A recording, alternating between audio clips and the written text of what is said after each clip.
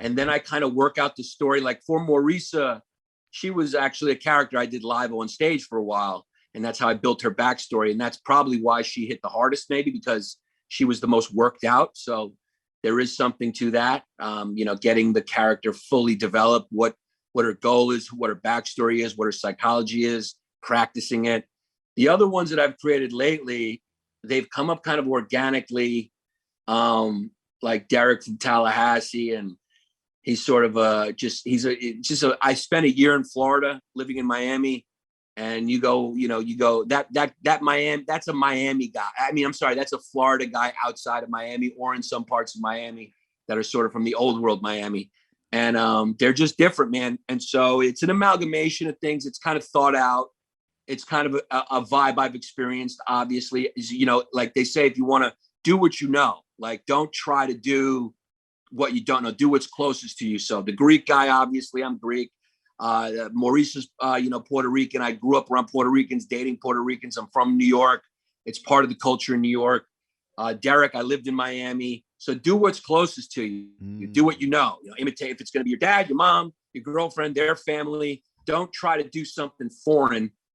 Do something that's close to you. Unless you're an impressionist, then those guys just watch impressions and do it. So, yeah, I've heard you say you'll work your characters on stage and then film them. What are you doing when you're working them on stage? Working them on stage, just riff with it. Just riff with it. In that character. Riff in that character. Get into the psychology of that character. That is something I do. It's like when I've performed Maurica many times for years live. For her fans, and it's like I'm gone. Like every thought I'm having, obviously there's the Wizard of Oz is behind the curtain a little bit, but I am fully committed. Like I'm thinking like she would think. I'm seeing like you can't be embarrassed. You have to give yourself over to the character. You can't say, oh, I'm embarrassed to say this or think this, or you have to commit and be that person.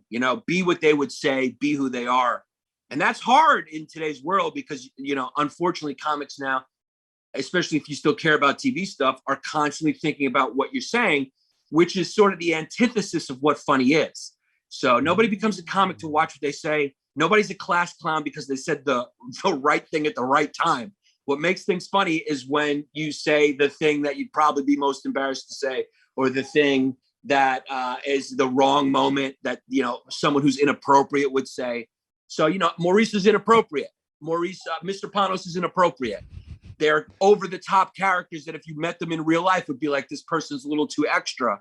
So you have to be willing to be extra and not feel embarrassed about it. So lose yourself in the psychology of that exaggerated character and forget your inhibitions. If you love comedy as much as we do here at Hot Breath, click the subscribe button to join the Hot Breathiverse, and then watch more videos to get even more comedy tips. Hot Breath.